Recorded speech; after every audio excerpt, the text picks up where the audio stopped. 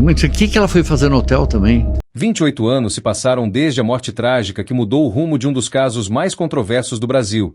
E só agora o detetive que esteve na linha de frente da investigação decide falar. Durante décadas, o desaparecimento de Ana Paula Arósio, a estrela que sumiu no auge da fama, foi cercado por silêncios, versões desencontradas e uma narrativa oficial cheia de lacunas.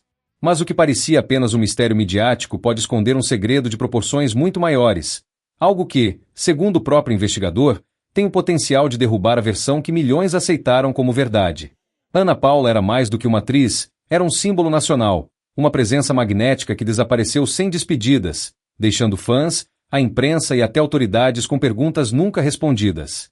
Rumores abafados falaram de pressões invisíveis dos bastidores da TV, contratos milionários rompidos sem explicação, teorias sobre disputas de poder na mídia e até testemunhas que afirmaram ter visto movimentações estranhas nos dias que antecederam seu sumiço. Enquanto a versão oficial sustentava um afastamento voluntário, documentos nunca aprofundados e depoimentos ignorados alimentaram a dúvida. Será que alguém decidiu por ela? Agora, depois de quase 3 décadas, o detetive afirma que havia um dossiê sigiloso, informações sensíveis que não vieram a público, e um detalhe que poderia mudar toda a investigação, guardado até hoje por motivos que ele chama de maiores do que a carreira de uma estrela. O mais chocante, ele garante que essa revelação não afeta apenas uma história de fama, mas um sistema inteiro que prefere verdades convenientes a respostas reais. E antes de continuarmos, se inscreve no canal e deixa o gostei, porque isso ajuda demais o YouTube a entender que esse conteúdo importa, fortalece o canal, faz o vídeo chegar a mais pessoas e ainda combate o esquecimento dessas histórias que merecem ser contadas. Se puder apoiar ainda mais, manda um super thanks, porque isso mantém o canal de pé, e se não puder, comenta o que mais te surpreendeu nessa história, porque a tua voz também impulsiona o vídeo. E fica comigo até o final, porque a última revelação vai te deixar impactado, eu garanto, e você não vai olhar para esse caso da mesma forma depois disso. Então respira fundo, porque o segredo que vem agora pode mudar tudo, e o que parecia um desaparecimento glamuroso pode ter sido apenas a ponta do maior iceberg já escondido na história da mídia brasileira.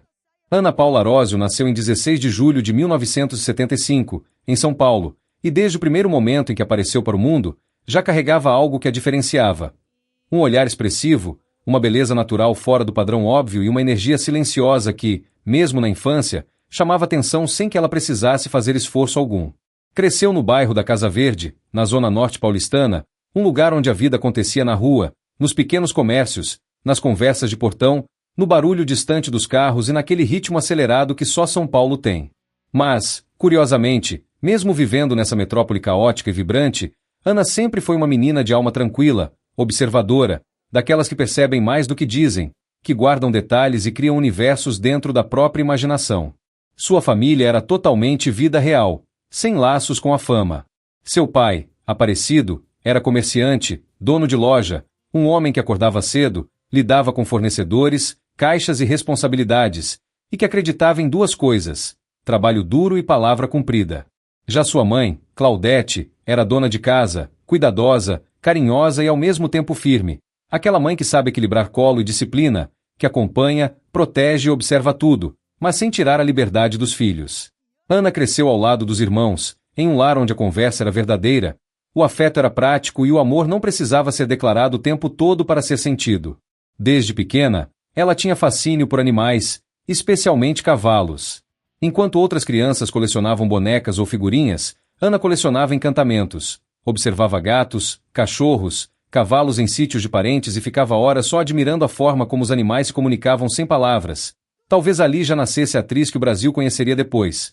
Alguém que entende expressões, silêncios e emoções sem precisar explicar.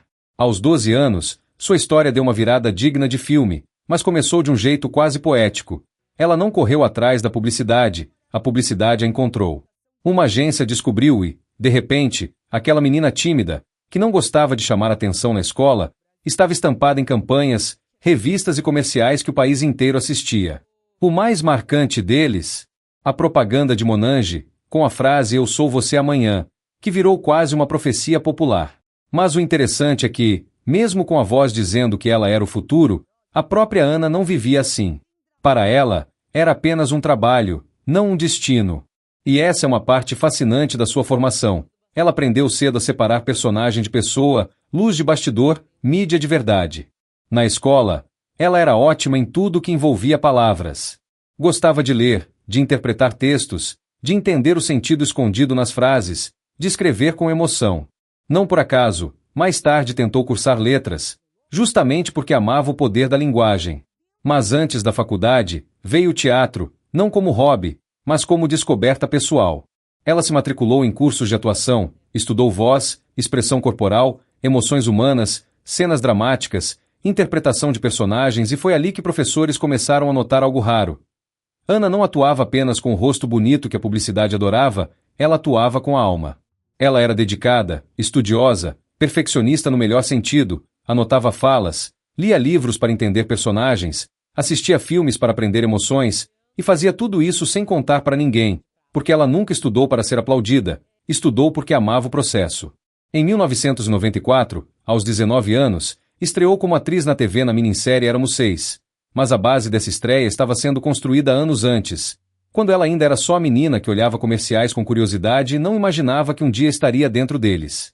E aqui entra um detalhe que torna sua história ainda mais envolvente. Apesar de ter sido colocada em uma vitrine nacional tão cedo, sua formação emocional não foi moldada por ego, luxo ou estrelismo, mas por sensibilidade, observação, questionamento interno e uma busca constante por significado.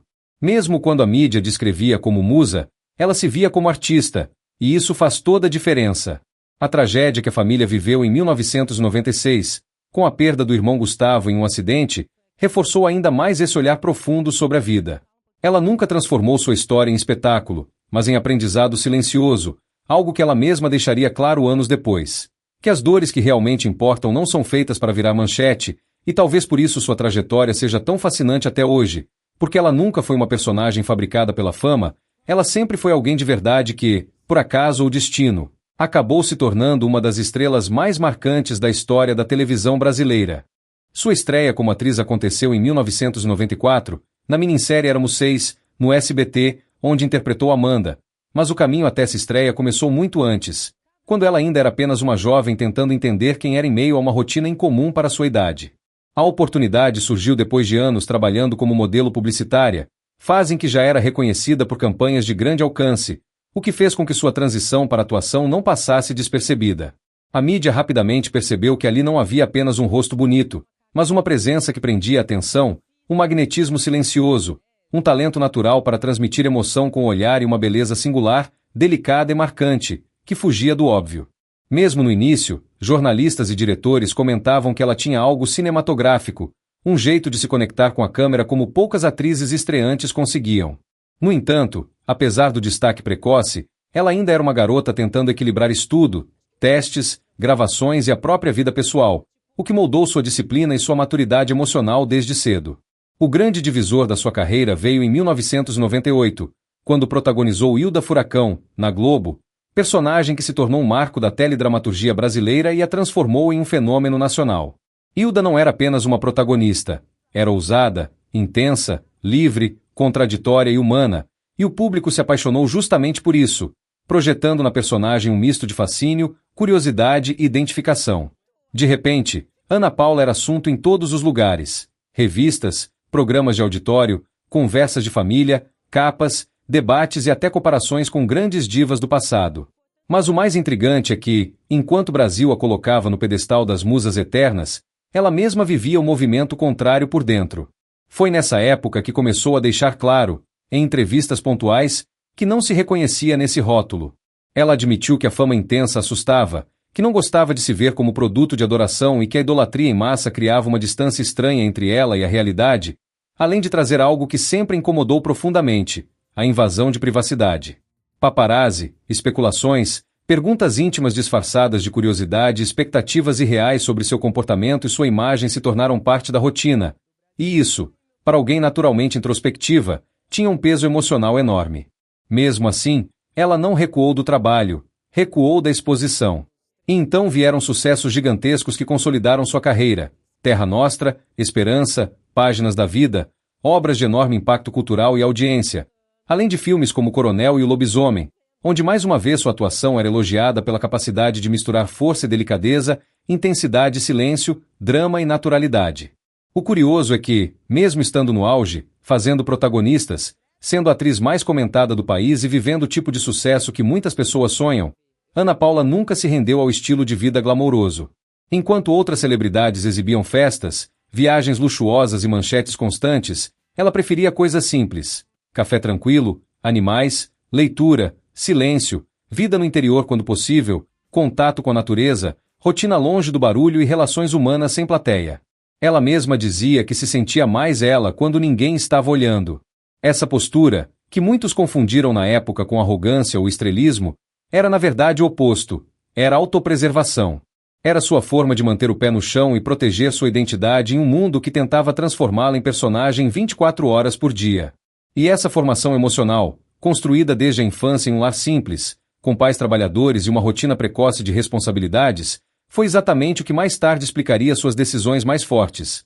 A de escolher a paz ao invés da vitrine, o silêncio ao invés do espetáculo e a própria verdade ao invés da narrativa fabricada. A vida afetiva de Ana Paula Arósio sempre despertou enorme curiosidade pública justamente porque ela nunca fez questão de transformá-la em espetáculo. Desde que surgiu na mídia, ainda adolescente, a imprensa e o público projetavam sobre ela um tipo de fascínio quase romântico, como se sua vida pessoal precisasse ter o mesmo roteiro dramático e grandioso das personagens que interpretava na televisão. Mas a realidade sempre foi outra. Enquanto seus papéis eram intensos, expansivos e apaixonados, ela era reservada, seletiva com quem se conectava e profundamente cuidadosa com aquilo que considerava íntimo. Ao longo dos anos 1990 e início dos 2000, cada possível relacionamento era tratado como acontecimento nacional, mesmo quando não havia confirmação oficial. Isso criou uma narrativa paralela em torno da sua imagem, a da estrela misteriosa que todos querem decifrar, e o curioso é que esse mistério nunca partiu de uma tentativa de marketing pessoal, mas sim de uma escolha genuína de comportamento. Um dos relacionamentos que acabou se tornando público foi com o ator Marcos Palmeira, no início dos anos 2000. Eles se conheceram nos bastidores da TV Globo, quando ambos já eram atores consagrados e viviam um período profissional de grande maturidade. Apesar do interesse da mídia, o namoro foi mantido longe de declarações, aparições calculadas ou entrevistas de casal. Era um romance vivido nos intervalos da vida real, sem ensaios para revista ou exposições em eventos.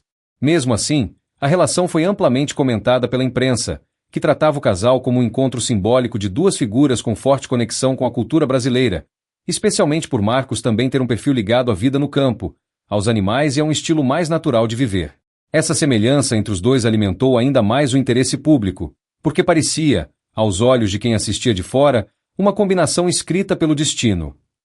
Mas quando o relacionamento chegou ao fim, não houve troca de farpas, revelações sensacionalistas ou qualquer tipo de discurso público que o transformasse em novela.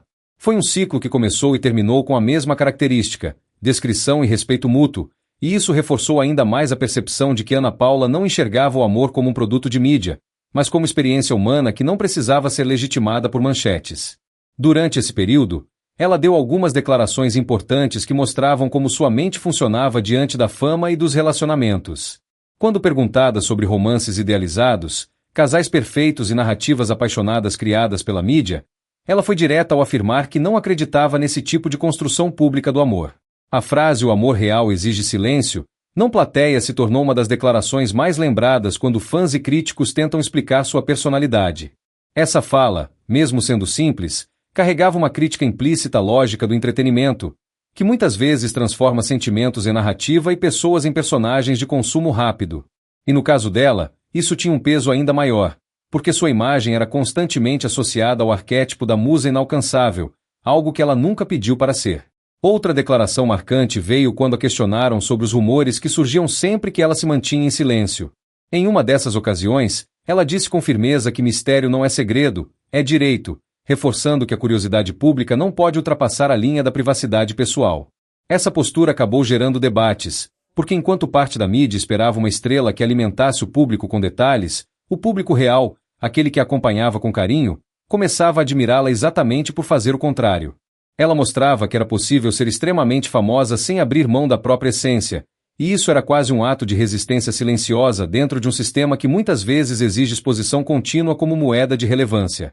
Em 2010, quando já havia vivido mais de 15 anos de fama intensa, Ana Paula deu um passo ainda mais significativo em sua vida pessoal. Casou-se com o arquiteto e cavaleiro Henrique Plombon. Esse relacionamento começou antes do casamento e foi construído longe do barulho da mídia. Henrique não era um artista, não fazia parte do universo de novelas, e vivia uma rotina muito ligada ao interior, à arquitetura, à criação de cavalos e a competições equestres. Esse detalhe se conectava profundamente com a própria história emocional de Ana Paula, que desde a infância demonstrava amor pelos animais e um desejo crescente de viver em ambientes mais tranquilos. O casamento foi um dos raros momentos em que ela falou abertamente sobre o amor, não em um tom de conto de fadas, mas em um tom de escolha consciente. Ela dizia que queria uma vida mais calma, longe dos holofotes, que buscava paz no cotidiano e que o amor que vivia naquele momento não precisava de validação externa. E essa decisão de casar com alguém fora do universo artístico também traz um ponto interessante. Não foi uma fuga do amor midiático para um amor perfeito, mas sim a busca por um amor possível, real, construído em rotina compartilhada, interesses semelhantes e conversas que não precisavam ser editadas para a audiência. Foi nesse período que ela começou a deixar claro que a fama não seria mais sua casa emocional. Embora o público tentasse associar seu afastamento da TV apenas ao casamento, a verdade é que a relação com Henrique foi parte de um movimento maior, o de reorganizar sua vida com base em prioridades que ela sempre carregou, mas que a fama abafava. E vale destacar que esse afastamento não aconteceu por desilusão com o amor, mas por amadurecimento sobre si mesma. Ela percebeu que não queria ser lembrada como a mulher dos romances públicos, mas como alguém que vive sua história sem precisar narrá-la em tempo real para o país inteiro. Mesmo depois do casamento, a mídia ainda tentou criar rumores e especulações sobre sua vida afetiva e seu sumiço, mas ela nunca confirmou nada que não fosse comprovado, nunca usou silêncio para alimentar teorias, e quando falou, sempre foi com educação e firmeza. Essa combinação rara de gentileza e limite fez com que ela não se tornasse uma figura amargurada diante das especulações, mas sim alguém respeitada até por quem não entendia suas escolhas. E isso torna sua história afetiva ainda mais envolvente, porque ela não seguiu o roteiro esperado para estrelas da TV. Ela escreveu o próprio, com pausas, silêncio, escolhas, perdas, amores vividos sem câmeras e uma maturidade emocional que se moldou justamente por ter começado cedo em um mundo que a queria enorme, mas que ela escolheu viver pequeno quando percebeu que a grandeza estava lhe custando identidade. Hoje, quando fãs relembram sua história, não falam apenas de com quem ela namorou ou casou, mas do impacto cultural que sua postura gerou. Há de mostrar que privacidade não é ausência de história, é presença de autonomia. Ana Paula Arósio se tornou conhecida não apenas pelos papéis marcantes, mas também pela forma honesta, e às vezes incômoda para a indústria, com que se posicionava quando decidia falar. Diferente de muitos artistas treinados para dar respostas ensaiadas, ela tinha um discurso próprio, construído com base na experiência de ter sido colocada em uma vitrine gigantesca desde a adolescência. Quando Ana dizia que a TV brasileira cria mitos para consumir pessoas, não talentos, a frase repercutia porque soava como um recado vindo de dentro do sistema, como alguém que conheceu os bastidores da construção de ídolos e percebeu que, muitas vezes, a narrativa criada em torno de uma estrela pode ser maior do que a própria pessoa que a vive. Essa fala não era uma acusação direta, mas uma reflexão crítica sobre o modelo que transforma indivíduos em símbolos, expectativas e rótulos, e que às vezes esquece de tratar o artista como ser humano com limites, necessidades e fragilidades. Ela também disse, em momentos diferentes, que a fama exagerada desumaniza o indivíduo, e essa declaração tinha um peso emocional enorme porque não partia de alguém que não conseguiu a fama, mas sim de alguém que a viveu no nível máximo possível no Brasil, sendo reconhecida nas ruas, exaltada por fãs e ao mesmo tempo perseguida por uma mídia que queria detalhes contínuos sobre sua vida pessoal.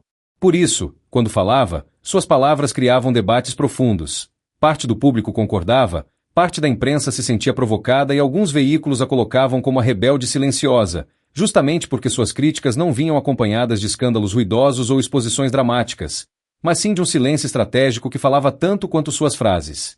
Em 2008, um dos episódios mais marcantes dessa tensão com a indústria aconteceu durante as gravações da novela Ciranda de Pedra, da TV Globo.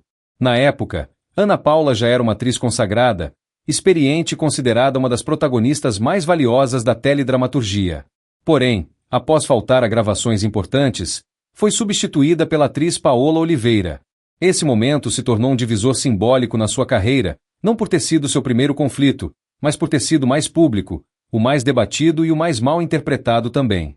A mídia, na época, buscava respostas rápidas, justificativas objetivas e uma declaração que pudesse se transformar em manchete definitiva.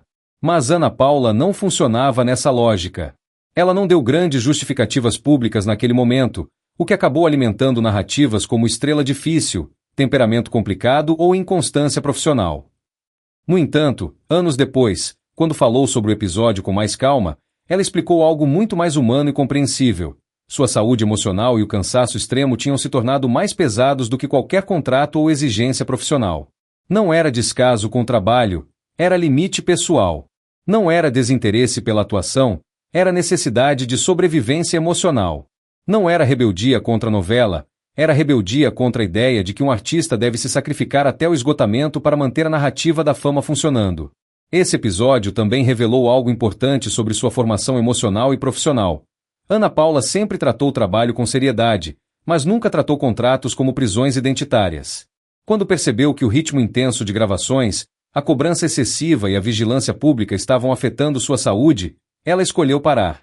E essa decisão, apesar de polêmica na época, hoje é vista por muitos fãs como um ato de coragem e coerência pessoal. Poucos artistas no Brasil, mesmo depois de atingir o auge, conseguiram dizer chega sem transformar isso em espetáculo público. Ela fez o contrário, saiu de cena para recuperar a própria voz, e quando falou, não falou para se defender da mídia, falou para defender a si mesma, algo que tornou sua trajetória ainda mais interessante ao longo dos anos, porque mostrou que a fama pode construir ícones, mas nem todo ícone quer viver dentro da própria estátua. Em 1996, quando ainda estava construindo sua identidade na TV e começando a lidar com o peso crescente da fama, Ana Paula Arósio viveu uma tragédia familiar que deixaria marcas profundas. A morte do seu irmão, Gustavo, em um acidente de carro. Gustavo tinha apenas 18 anos, e a perda repentina abalou toda a família. Para Ana, o impacto foi ainda mais intenso porque aconteceu em um período em que sua vida já estava acelerada demais. De repente, o luto chegou em meio a compromissos, gravações, cobranças e expectativas públicas que não faziam pausas para dores pessoais. Anos depois, quando falou sobre essa fase, ela revelou que esse episódio foi um marco emocional que a fez repensar prioridades, sentido da vida e a forma como encarava a própria carreira. Não era apenas a perda de um irmão, era a perda da ilusão de que o tempo é infinito, e isso mudou sua forma de enxergar o sucesso, os vínculos e a própria liberdade pessoal. Somado ao luto, havia também a pressão constante da fama, que se tornava cada vez mais invasiva.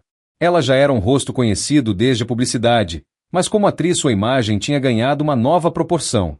A rotina intensa de gravações, a vigilância constante da mídia, os fotógrafos, as especulações, os comentários sobre sua aparência e a expectativa quase irreal de que ela estivesse sempre emocionalmente disponível para o público criaram um desgaste que ela mesma descreveu mais tarde como asfixiante. Era como se todos quisessem acessar sua vida sem perguntar se ela ainda tinha espaço interno para continuar entregando tanto. E o mais curioso é que, mesmo nesse momento de vulnerabilidade, ela não se tornou uma figura amargurada. Ela se tornou uma figura reflexiva. O silêncio que manteve sobre o luto na época não era frieza, era proteção. A forma como se recolhia não era fuga, era reorganização interna. Em 2010, após se casar com Henrique Plombon, arquiteto e cavaleiro, ela tomou a decisão de se afastar definitivamente da televisão. Essa escolha surpreendeu o país justamente porque não foi motivada por um fracasso, mas por um auge. Ela ainda era considerada uma das atrizes mais valiosas e influentes do Brasil, com papéis marcantes, respeito da crítica e carinho massivo do público. Mas a decisão veio porque, ao contrário do que muitos imaginavam, o auge profissional não significava auge pessoal. Ela desejava uma vida mais calma, longe dos holofotes, sem precisar performar versões públicas de si mesma, e encontrou na rotina do interior, na convivência com os animais, na arquitetura do silêncio e no tempo desacelerado, um espaço onde pudesse finalmente respirar sem roteiros prontos. O afastamento não apagou sua história, apenas encerrou sua participação na lógica industrial da fama contínua. O público, que a admirava por sua intensidade nas telas, aprendeu a admirar também sua coerência fora delas, porque ali estava alguém que percebeu que a maior estrela que poderia interpretar na vida era ela mesma, mas sem câmeras ligadas. E essa talvez seja a parte mais interessante da sua trajetória pessoal, a de que o recomeço dela não veio do barulho, mas do silêncio escolhido, não veio da exposição, mas da coragem de se retirar quando ainda era enorme, não veio da glamorização da dor, mas do aprendizado humano de que a vida vale mais quando a gente tem tempo para vivê-la de verdade, e não apenas contá-la. Atualmente, Ana Paula Arósio vive uma vida completamente fora do circuito midiático, e essa talvez seja uma das partes mais fascinantes da sua trajetória, justamente porque contraria a lógica tradicional das celebridades.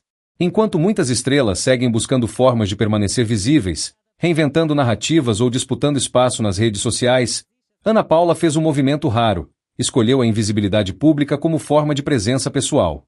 Ela reside no interior do estado de São Paulo, em uma fazenda, cercada por natureza, animais, rotina simples e um ritmo de vida desacelerado, totalmente oposto ao que viveu nos anos em que sua agenda era cronometrada por gravações, campanhas e compromissos promocionais. A criação de cavalos, paixão que a acompanha desde a infância, se tornou parte central do seu cotidiano adulto. Não é apenas um hobby, é uma conexão afetiva, quase terapêutica, com um universo onde não existem roteiros, ensaios ou expectativas de performance, apenas o cuidado, a rotina, a confiança e a relação silenciosa entre humanos e animais. Ela já mencionou em conversas públicas, raríssimas, que os cavalos representam para ela um espaço de verdade, liberdade e comunicação sem ruído, algo que combina profundamente com sua personalidade introspectiva. Ana Paula raramente concede entrevistas, e quando faz, costuma reforçar que esse afastamento não é fruto de tristeza, frustração ou arrependimento, mas sim de um processo consciente de autopreservação e reorganização interna. Ela não mantém presença ativa em redes sociais públicas, não participa de eventos, não dá declarações frequentes e sua aparição mais recente amplamente documentada pela mídia aconteceu há anos, o que acabou criando uma aura de lenda viva, uma figura que todos lembram, mas poucos veem. E o mais curioso é que esse mistério não nasce de polêmicas atuais, mas da falta delas. O silêncio, no caso dela, virou linguagem. Mesmo distante, ela continua sendo lembrada por fãs e pela cultura pop brasileira como um símbolo de talento e mistério. Seu nome ainda aparece em conversas nostálgicas, vídeos, homenagens e debates sobre estrelas que marcaram época, especialmente porque sua imagem ficou associada a personagens inesquecíveis, interpretados com uma mistura rara de força, sensibilidade e profundidade emocional. Sobre o presente, ela já deixou claro em declarações públicas que não pretende retornar à televisão, afirmando que encontrou paz na simplicidade e que sua vida hoje tem valor justamente por não ser narrada por outras vozes. Essa frase, que a própria mídia tentou traduzir de formas diferentes, carrega um significado muito maior quando observada com atenção. Ana Paula nunca rejeitou a atuação como arte, rejeitou a atuação como prisão de imagem. O público que a acompanha até hoje respeita sua decisão, e a frase mais repetida por admiradores é: "Ela não sumiu, ela se libertou", porque para seus fãs, seu desaparecimento nunca foi ausência de história, mas encerramento de um enredo imposto pela fama contínua. Hoje, sua rotina envolve acordar cedo, lidar com a vida no campo, arquitetura do espaço, criação de animais, silêncio, leitura, organização da vida pessoal, convivência familiar e um senso de liberdade que poucas estrelas, mesmo após 30 anos de carreira, conseguem encontrar. E talvez essa seja a maior revelação sobre sua vida atual. O mistério não é onde ela está, mas como ela conseguiu transformar o anonimato em um novo tipo de estrelato, aquele que não precisa ser visto para ser sentido. Ela se tornou um símbolo não apenas por seus papéis, mas por aquilo que representou ao sair de cena, a possibilidade de escolher uma vida que não fosse roteirizada pela mídia. Esse movimento inspirou debates sobre saúde emocional, limites pessoais, indústria do entretenimento, expectativas sobre mulheres famosas, idolatria midiática e a forma como o Brasil consome suas estrelas. Mesmo sem querer, ela se tornou referência cultural de resistência silenciosa. A estrela que mostrou que sucesso e recolhimento podem coexistir, que fama não precisa ser destino eterno e que o auge mais difícil de viver é o auge em que todo mundo acha que te conhece, mas ninguém realmente te vê. Ana Paula nunca se encaixou no molde da celebridade tradicional, e hoje esse detalhe é ainda mais envolvente do que qualquer retorno televisivo poderia ser, porque sua história continua impactando justamente por não seguir o padrão esperado. Ela não vive uma vida pública dramática, mas vive uma vida pessoal significativa, longe de câmeras, longe de expectativas irreais, longe de rótulos, e isso é o que mais a torna interessante até hoje. A estrela que decidiu não ser mito, mas ser humana, e que transformou essa escolha em um legado que segue inspirando milhões de pessoas que ainda se perguntam como alguém no auge decide parar. E a resposta que ela já deu é a mesma que a vida dela continua repetindo: liberdade pessoal não é fim de carreira, é começo de vida. E agora queremos saber de você. O que mais te inspira na decisão dela de se afastar da fama e viver uma vida simples? Comenta aí nos comentários e não esquece de dizer de que cidade e país você está assistindo, porque queremos conhecer todos os lugares de onde nossa comunidade acompanha esses vídeos. Se gostou desse conteúdo, deixa o like e se inscreve no canal para não perder mais vídeos como este, cheios de histórias reais e reflexões profundas. E se puder, apoie o canal com Super Thanks. Mas se não puder, só o comentário já ajuda muito a fortalecer o canal e fazer com que esses conteúdos cheguem a mais pessoas. Queremos ler sua opinião e compartilhar esse mistério e aprendizado com cada vez mais gente.